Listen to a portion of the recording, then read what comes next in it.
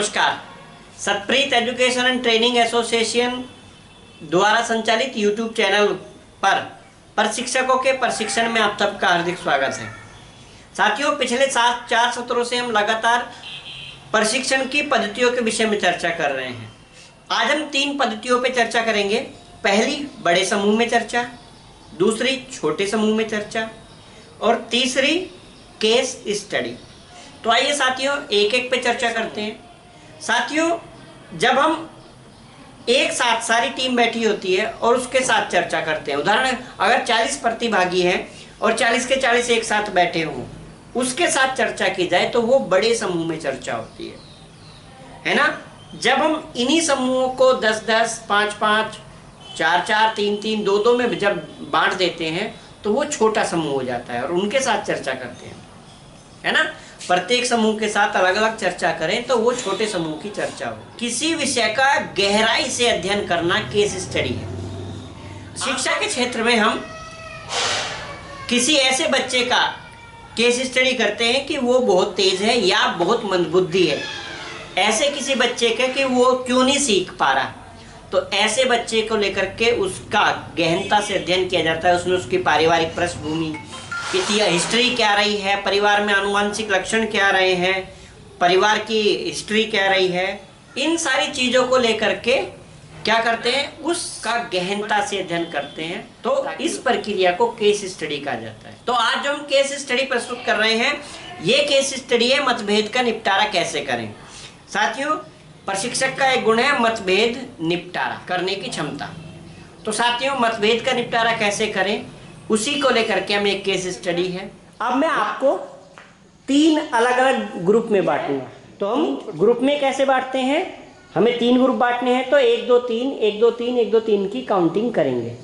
शुरू करें, पप्पू से शुरू करेंगे। पप्पू जी 2 3 1 2 3 1 2 3। ठीक है। तो जो 1 वाले हैं वो एक साथ बैठे, 2 वाले एक साथ बैठे और 3 वाले एक साथ बैठे। अब साथियों, आप लोग जो बैठे हुए हो ये छोटे समूह में बैठे हो। अब आप आपस में जब चर्चा करोगे तो ये छोटे समूह की चर्चा होगी।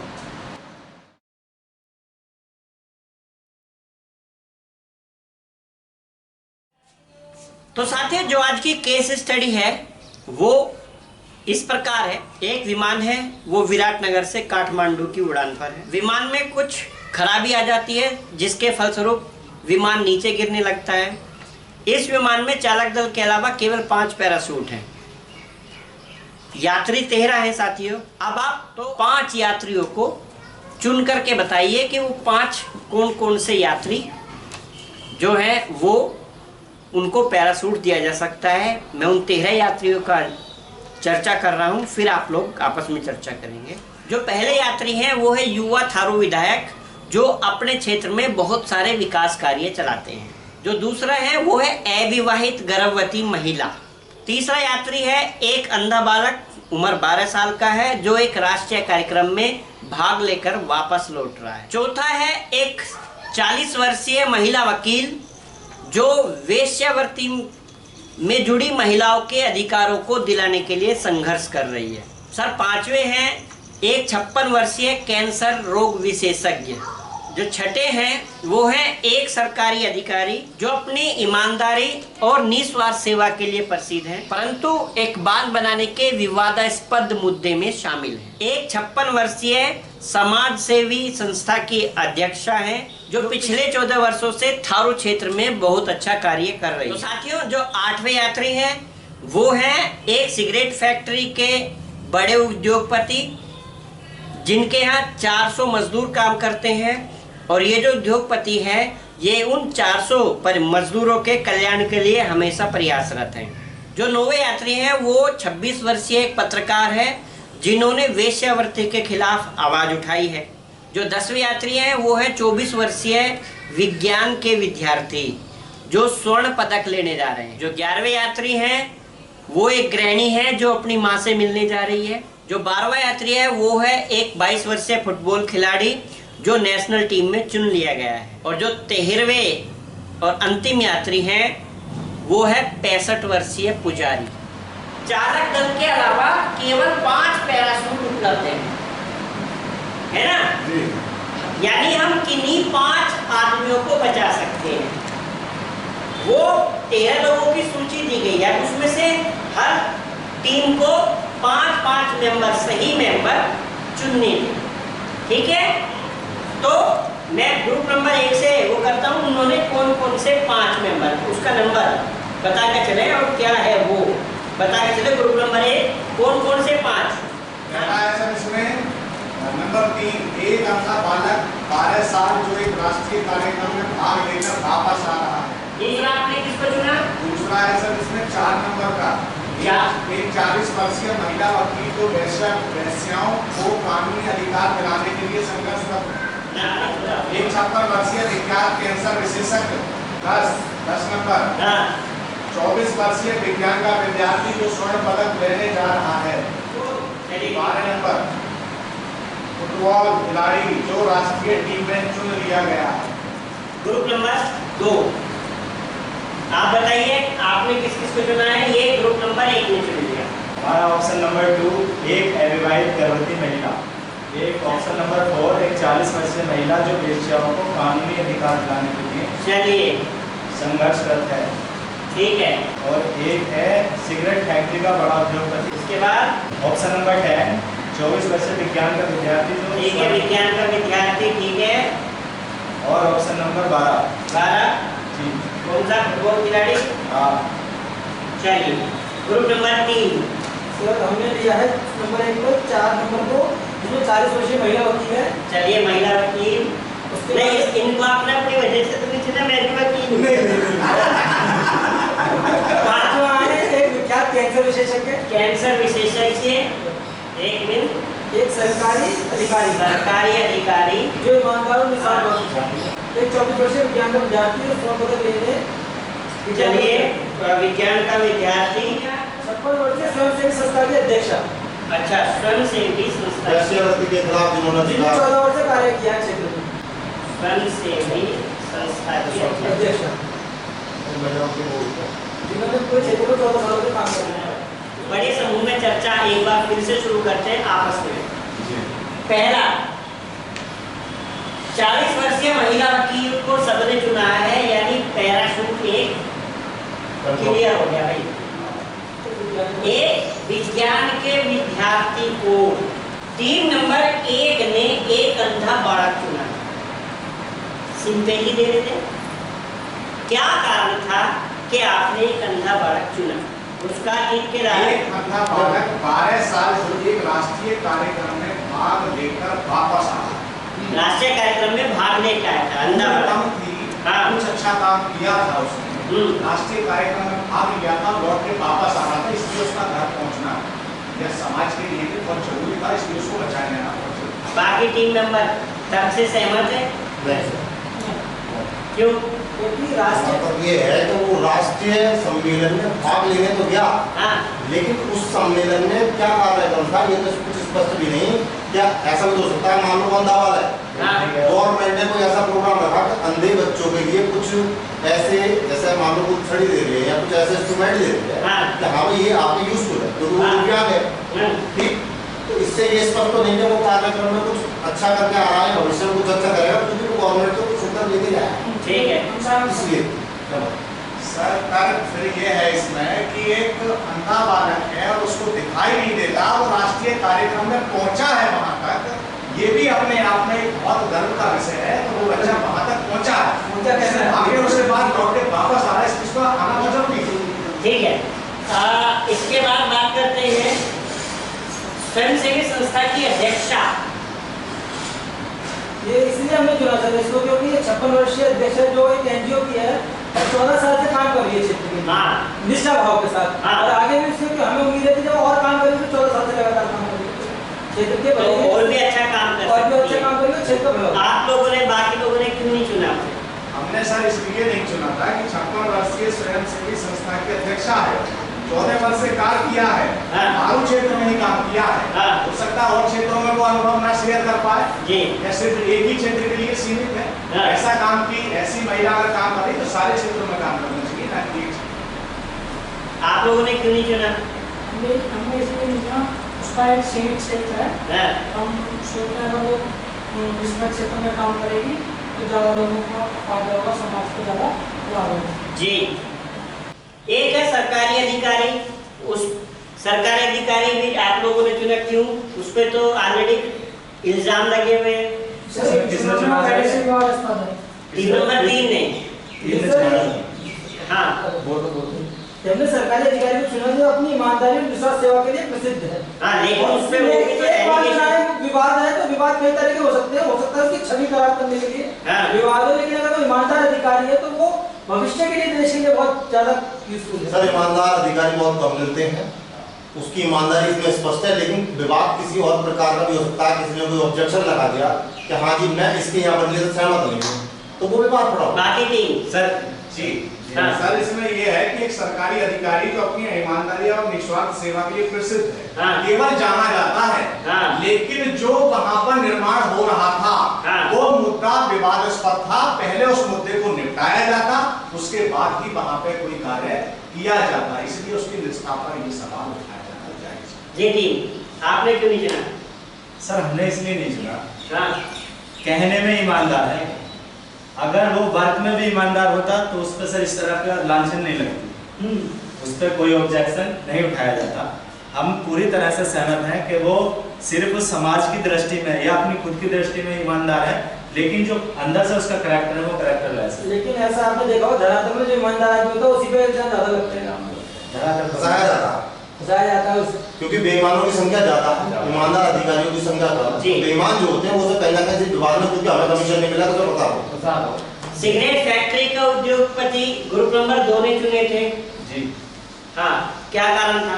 सर इसका एक कारण था, ये उद्योगपति है, इसके पास 400 वर्कर काम करते हैं। हाँ, किसी वजह से अगर ये फ्लॉप हो जाता हाँ, तो 400 वर्कर का मतलब है कि मिनिमम 4 पंजे 20 हाँ, लगभग 2000 परिवारों को लॉस होता, जिससे कि उनका बहुत ज्यादा हालत खराब हुई। आपत्ति वाले पहले याद करेंगे।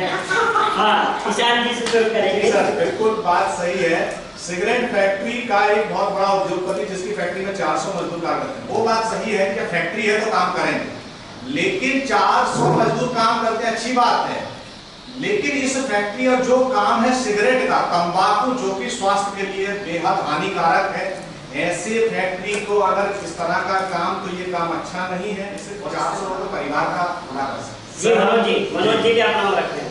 मैं इसके पक्ष में इसलिए नहीं, क्योंकि इनकी मैं इस बात से सहमत हूँ लव कुमार जी की, 400 व्यक्ति को रोजगार दे रहा, हाँ। उसके घर में पर व्यक्ति 5 व्यक्ति भी हैं, हाँ। 2000 लोगों का भरण पोषण कर रहा है, ठीक है, बिल्कुल। यहाँ तक बात सहमत है। हाँ। लेकिन वो भले ही 2000 लोगों को रोजगार तो खाना की वस्तु तो दे रहा, लेकिन कहीं ना कहीं करोड़ों जनताओं को जहर बेच के उन्हें मौत के घाट सुला रहा है।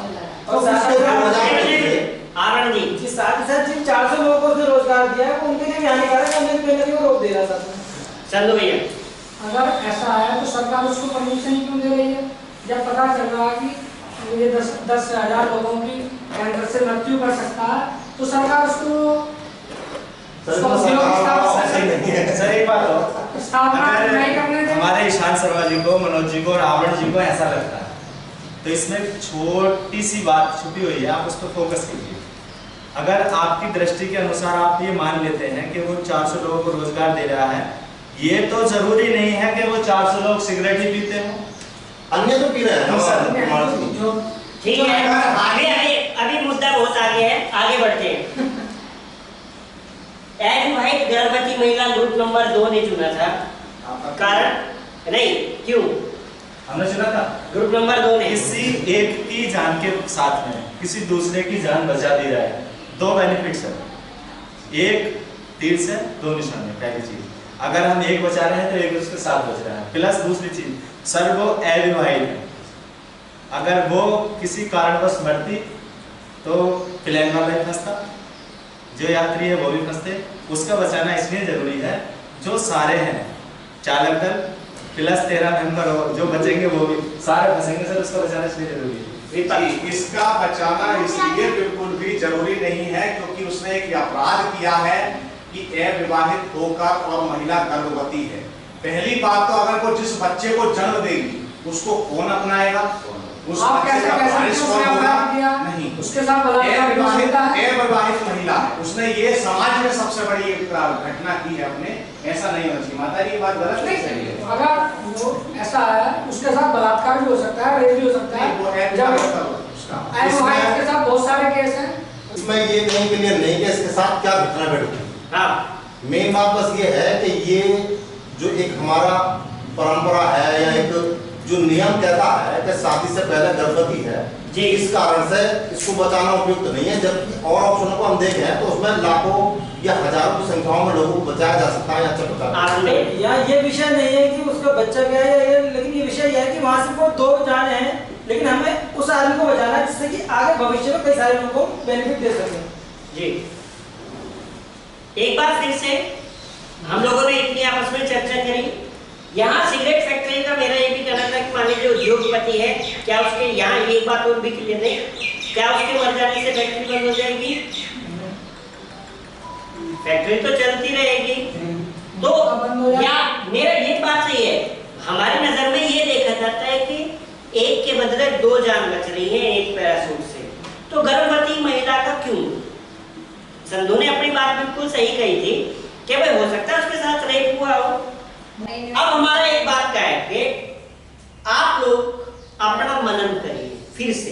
अब आप लोगों के विचार के अनुसार 40 वर्षीय महिला वकील को सबने कहा कि हाँ इनको पैराशूट मिलना चाहिए, और विज्ञान के विद्यार्थी को भी कहा कि सबको पैराशूट मिलना चाहिए। ठीक है, यानी सबकी सब सम्मति है तो इन दो को मिलता है।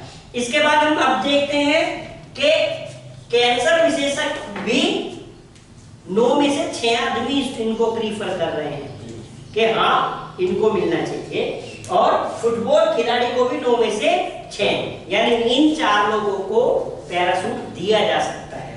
लेकिन आगे की फिर एक समस्या है कि अंधा बालक, अविवाहित गर्भवती महिला, सिगरेट फैक्ट्री का मालिक, सरकारी अधिकारी और स्वयंसेवी संस्था की अध्यक्ष का, नहीं सर, इन सबको केवल एक को बचाना है। इनमें से किसी एक को बचाया जा सकता है। अब मैं हर किसी में से ये जानना चाहूंगा कि वो पर्सनल किसको बचाना चाहते हैं।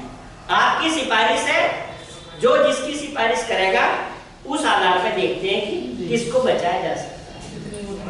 क्लियर है जी? शुरू करें? जी सर। 3-3 की वोट तो इनको मिली हुई है। अब आगे देखते हैं कि तो हर किसी को किसी एक को बताना है कि हम उसको बचाएंगे। बच्चे में से एक बताओ। ठीक है, शुरू करें। जो बचे हुए हैं, एक अंधा बालक, अविवाहित गर्भवती महिला, सिगरेट फैक्ट्री का उद्योगपति, सरकारी अधिकारी और स्वयंसेवी संस्था। शुरू करें? आवरण जी से शुरू करते हैं। जी सर, स्वयंसेवी संस्था के अध्यक्ष। स्वयंसेवी संस्था के अध्यक्ष 6 नंबर अविवाहित गर्भवती महिला जी। अविवाहित गर्भवती महिला जी। 6 नंबर अविवाहित गर्भवती महिला जी। लाओ 7 number sir. 7 number cigarette factory का उद्योगपति। नहीं सर, वो है 56 वर्षीय स्वयंसेवी। स्वयंसेवी संस्था अध्यक्षा जी। पप्पू आप बताओ। 6 नंबर एक अविवाहित गर्भवती महिला। 9 नंबर स्वयंसेवी संस्था के अध्यक्ष। चलिए ईशान। स्वयंसेवी संस्था के अध्यक्ष। गुड। हाँ जी, लास्ट गर्भवती महिला। उसके बाद एक अविवाहित गर्भवती महिला को 5 और 3 8 लोगों ने सपोर्ट करा। तो हमारी नजर में एक 5वां जो पैराशूट है वो समाज चाहता है कि 5वां पैराशूट अविवाहित गर्भवती महिला को दिया जाए। ये तरीका होता है कि जब हम कहीं फंस जाए और हमें निर्णय करने हैं। जब भी एक आदमी पर्सनल निर्णय लेता है तो उसका निर्णय गलत होने के चांसेस होते हैं, लेकिन जब समाज निर्णय लेता है तब बहुत उसमें आपस में मतभेद नहीं होता, और इसी प्रक्रिया को बोलते हैं मतभेद का निपटारा। उम्मीद है आपको आज का प्रशिक्षण पसंद आया होगा। हम अपना आज का प्रशिक्षण यहीं समाप्त करते हैं। साथियों, कोरोना का समय है, अपने घर में रहिए, सेफ रहिए और जानकारी हमसे लेते रहिए। नए सत्र के साथ पुनः हाजिर होंगे। एक बार फिर से निवेदन है, जिन साथियों ने हमारे चैनल को सब्सक्राइब कर रखा है और अभी तक बेल आइकन का बटन नहीं दबाया है, उन साथियों से निवेदन है कि बेल आइकन का बटन ज़रूर दबाएं, तभी आपको पता चलेगा कि हमारी वीडियो अपलोड हो गई है। ठीक है साथियों, तो पुनः भेंट होगी, तब तक के लिए नमस्कार, धन्यवाद।